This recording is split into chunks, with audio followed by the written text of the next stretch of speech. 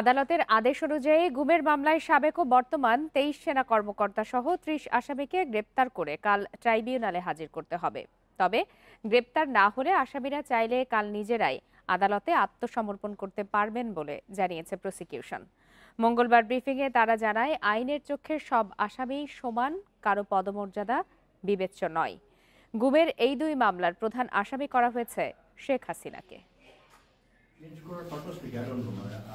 আওয়ামী লীগের শাসনামলে গুম করে নির্যাতনের অভিযোগে দুই মামলায় শেখ হাসিনা, তারেক সিদ্দিকী, ডিজিএফআইয়ের সাবেক 5 মহাপরিচালক ও সাবেক ও বর্তমান সেনা কর্মকর্তা সহ 30 আসামির বিরুদ্ধে পরোয়ানা জারি করে আন্তর্জাতিক অপরাধ ট্রাইব্যুনাল 1।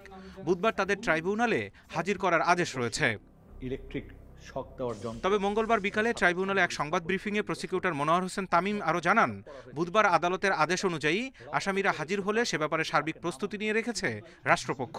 তবে তাদের গ্রেপ্তার করে হাজির করা কিংবা নিজেরা আত্মসমর্পণ না করলে পরবর্তী আইনি প্রক্রিয়া অনুযায়ী দুটি জাতীয় দৈনিক পত্রিকায় আসামিদের আত্মসমর্পণের আদেশ দিয়ে বিজ্ঞপ্তি জারি করবে ট্রাইব্যুনাল। ট্রাইব্যুনাল আইন অনুযায়ী যদি ওনারা হাজির হন অথবা গ্রেফতার করে ওনাদেরকে ট্রাইব্যুনালে হাজির করা হয়, ট্রাইব্যুনাল চাইলে তাদেরকে জামিন প্রদান করতে পারেন যদি তারা জামিন চায় এবং জামিনের গ্রাউন্ড থাকে, অথবা তাদেরকে জেল হাজতে প্রেরণের আদেশ দিতে পারেন।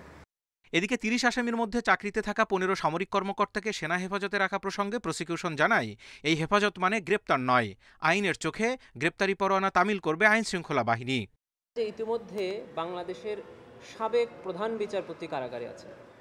আপনারা জানেন যে সাবেক বেশ কয়েকজন মন্ত্রী যারা রাষ্ট্রের উচ্চতর অবস্থানে ছিলেন, ইভেন বাংলাদেশের সাবেক প্রধানমন্ত্রীর মামলা এখানে চলছে।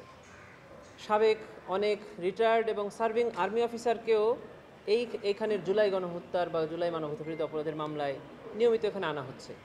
এখানে আসামি কে আমরা সেটা দেখছি না, আমরা দেখছি যে আইন কিভাবে বলেছে আমাদেরকে। গুমের মামলায় আনুষ্ঠানিক বিচার শুরু হলে আদালতের অনুমতিক্রমে তা সরাসরি সম্প্রচার করা হবে বলে জানিয়েছে প্রসিকিউশন। তবে এই মামলার সাক্ষীদের নিরাপত্তার বিষয়ে সর্বোচ্চ গুরুত্ব দেওয়া হবে বলেও জানান তারা। Zahidul Bashar, independent news, Dhaka.